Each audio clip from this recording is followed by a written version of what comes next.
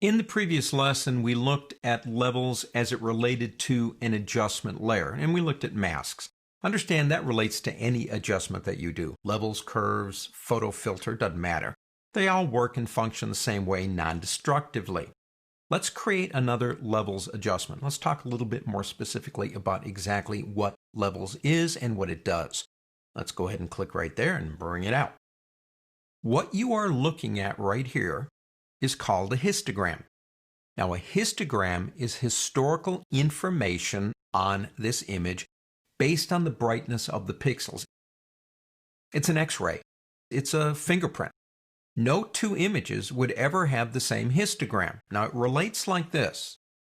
Every one of the pixels in this image, and there are zillions of pixels in this image. This is a 12 megapixel image, so I guess it's not zillions, it's millions. But there's a lot of little tiny bricks that make up that wall. Each brick to the computer is simply a number. And one of the numbers is how bright the color is. And that number is from, as you can see right here, 0 to 255. So this is an Excel spreadsheet, bar chart, whatever you want to call it. Every one of those pixels has a number from 0 to 255. If the pixel's number is 0, it would be black. If it's 255, it would be pure white. Now, we're working in RGB. You can actually separate the channels. We'll talk about that in the next lesson.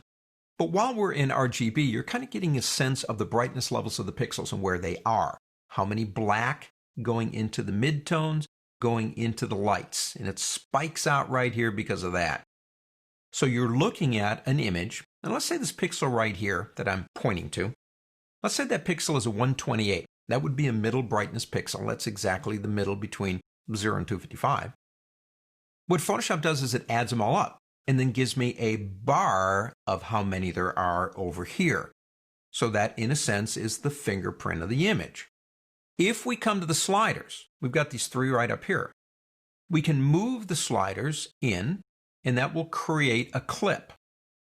Now, what are you doing when you move them in from the left and the right? You're saying to the computer, I want you to throw away everything from this point that way and everything from this point that way and stretch what's left out to the dynamic range of 0 to 255. So you're changing literally the dynamic range of the image when you do that. When you move the middle slider, what you're doing is basically telling the computer to change the lightness and darkness of the image, but be more aggressive toward the center, kind of like a bell curve, where it gets really aggressive in the middle and tapers out as it goes on the sides. So moving that one, in a sense, gives us a visual lighter or darker image without changing where the actual black and white areas are. That's how it kind of all works together. But what I really want to know here is I really want to know where I'm losing information. I mean, I know I'm losing it if I move that in, but where exactly in the image is it going black or going white? Now, if you come up to this option here and click it, one of the things you have is show clipping for black and white points. If I turn that on and come over here again and begin moving, watch what happens. Okay, those areas that are going black are being blown out completely. When I let go, they are now pure black. We can do it the same way on this side. That gives me an idea of how much information I'm losing to achieve whatever goal I'm trying to make here. But I don't like to do that and then unselect it and then go back and forth and back and forth. So let's do this. Come back up here and turn that off. Just click it again.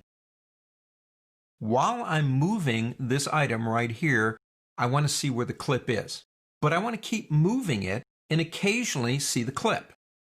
While you've got it selected, still selected, hold down the Alt key. Holding down the Alt key allows you to see the clip. You let go of the Alt key, you're still in business. To me, that's a better way to do it. So the purpose of levels is to increase or stretch the dynamic range of an image. And what you'll see in the next lesson is how that can be used to help build contrast in an image. On to the next.